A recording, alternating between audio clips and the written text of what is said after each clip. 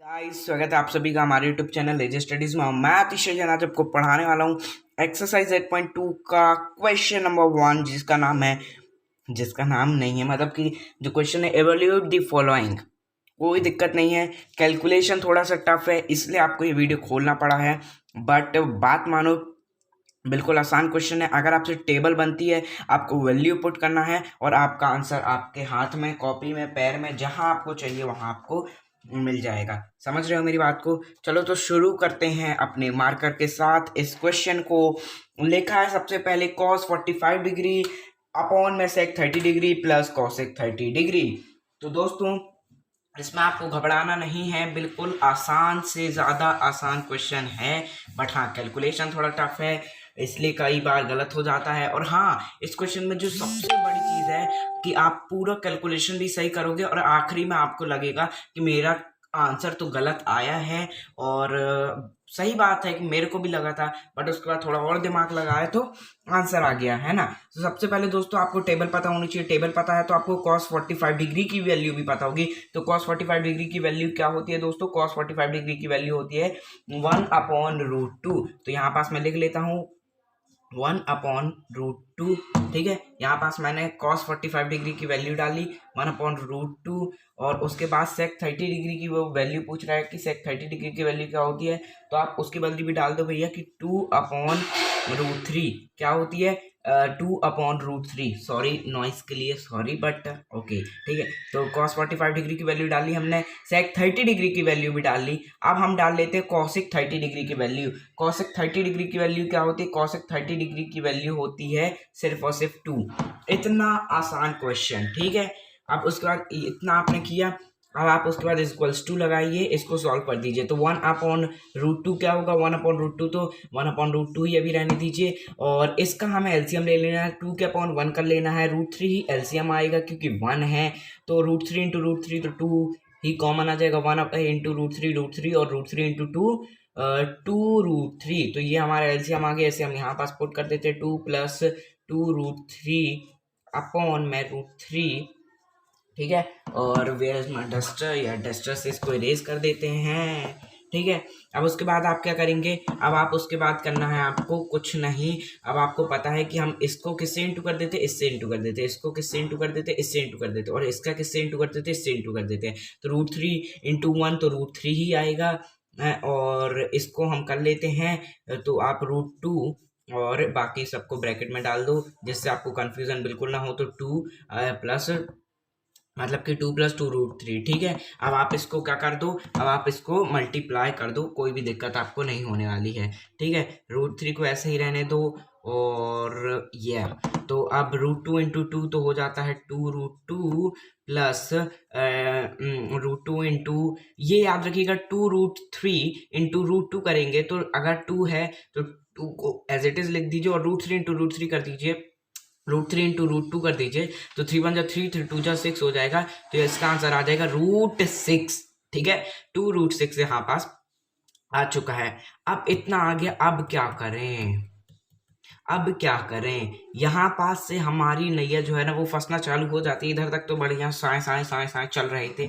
अब उसके बाद हमको कुछ नहीं करना है दोस्तों। सबसे पहले तो आपको √3 को क्या है, रहने दीजिए, और 2 को इधर से अपन कॉमन ले लेंगे। क्या करेंगे भैया?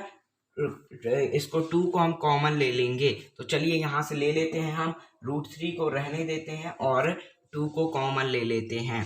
ठीक है, तो चलो दोस्तों, यहाँ पास √3 को मैंने ऐसे ही रहने दिया है, 2 को कॉमन ले लिया है। और यहाँ पास मीन्स हमारा यहाँ √3 है, और यहाँ पास 2 को हमने कॉमन ले लिया। तो यहाँ पास हमारा √2, एक मिनट दोस्तों, यहाँ पास से हमको क्या करना है? सबसे पहले तो एक चीज़ हमें भूल गए हैं, जो कि आपको मैं याद दिला देता हूँ। मैं भी भूल गया था, मैं भी याद कर लेता हूँ दोस्तों।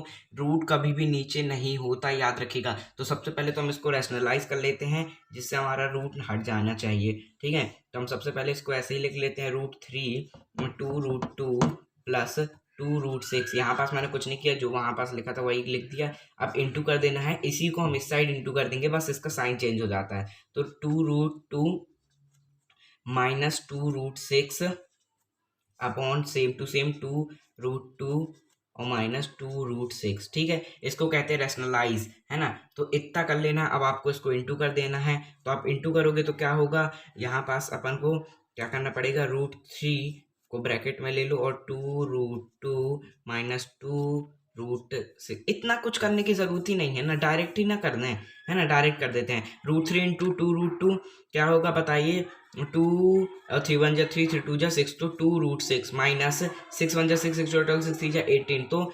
2√18 इंटू करते तो आता ही होगा, इसके रूट बस इंटू हो जाएंगे, 2 तो वैसे ही रहेगा, ठीक है।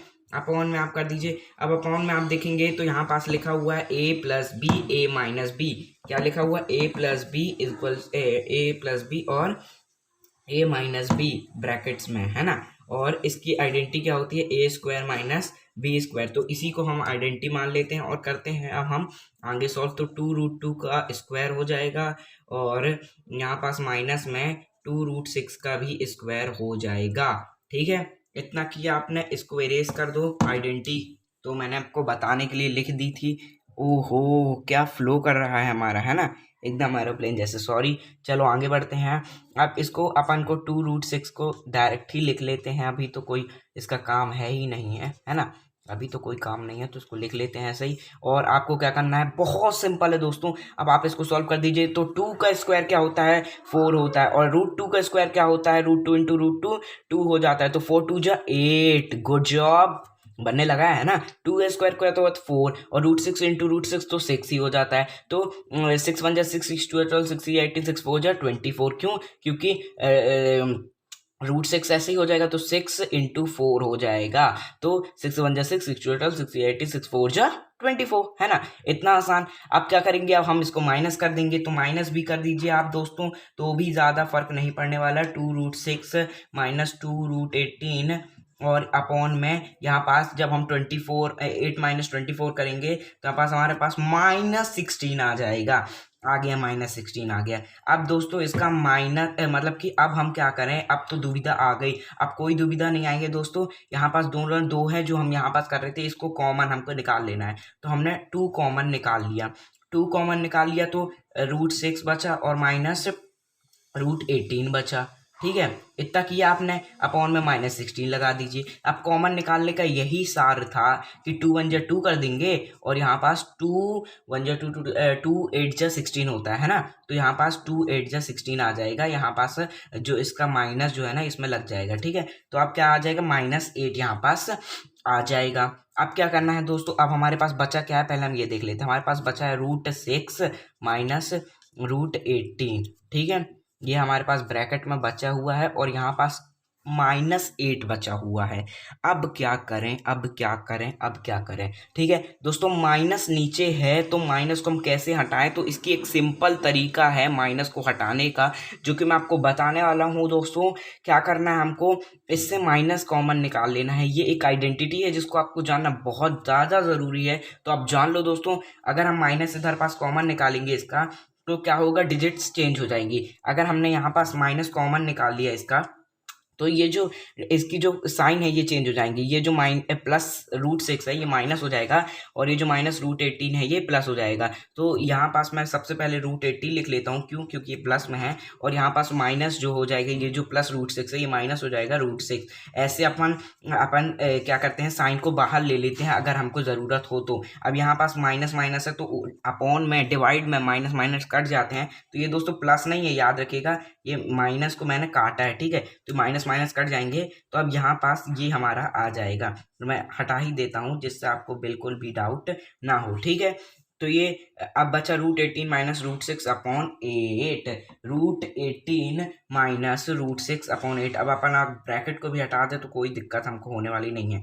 एक आपका आंसर ये हो गया। और आप बोल रहे होगे ये तो हमारा भी आंसर आ गया गधे भाई, ये तो हमारा भी आंसर आ गया। आप मुझे क्या बोल रहे होगे, गधा बोल रहे होगे, ये तो हमारा भी आंसर आ गया, पर आंसर शीट में तो ये आंसर ही नहीं है। अब क्या करें, तो दोस्तों इतना दिमाग थोड़ा सा लगाना पड़ता है आपको। आपकी आंसर शीट में आंसर आ रहा होगा 3√2। आप इसको ऐसे भी लिखेंगे ना तो भी नंबर मिल जाएंगे, बट भैया कुछ स्कूल्स का, कुछ मैम का मुझे नहीं पता है, उनका सिद्धांत होगा कि जैसा हो वैसा करो, तो भैया वैसा ही कर लो आप।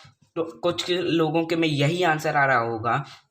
तो इसमें भी कोई दिक्कत नहीं। 18 को हम फैक्टर कर दो 18 के जैसे, 18 के हम फैक्टर कर लेंगे तो क्या करेंगे, 2 9 जा 18, 3 3 जा 9 और 3 1 जा 3। ठीक है, तो ये क्या हो गया, 3 3 के पेयर बन गया और 2 अकेले है, तो ये क्या हो जाएगा, ये हो जाएगा 3√2। तो यहाँ पास हम 18 को 3√2 भी लिख सकते हैं, 3√2 माइनस √6/8। इतना आसान था ये वाला क्वेश्चन। 10 मिनट की वीडियो बन गई एक क्वेश्चन में ही। मैं फोर्थ वही करना चाहता था, पर अब फोर्थ की अलग बनाएंगे। तो ये जो झमेला है ये बहुत ही आसान है, बस आप इसको सम अप करो। आपको कुछ आइडेंटिटीज पता होनी चाहिए, कुछ आपको चीज़ें पता होनी चाहिए जो कि बेसिक चीज़ें हैं, वो अगर आपको पता चल गई तो ये क्वेश्चन आपके लिए बहुत आसान है। ऐसे ऐसे रो में किया है हमने, बिल्कुल भी कंफ्यूज मत होइएगा। वैसे करना तो हमको ऐसे ऐसे चाहिए, है ना, गलत बात, अगली बार से वैसे ही करेंगे, बट अभी ऐसे ऐसे कर दिया है तो दोस्तों समझ जाइएगा आप, है ना, ऐसे ऐसे है, ठीक है, ऐसे ऐसे, है ना। और यहाँ पास हमने फैक्टर कर लिया था, जिससे आपका ये आंसर भी आ सकता है, ये भी सही है, ये भी सही है,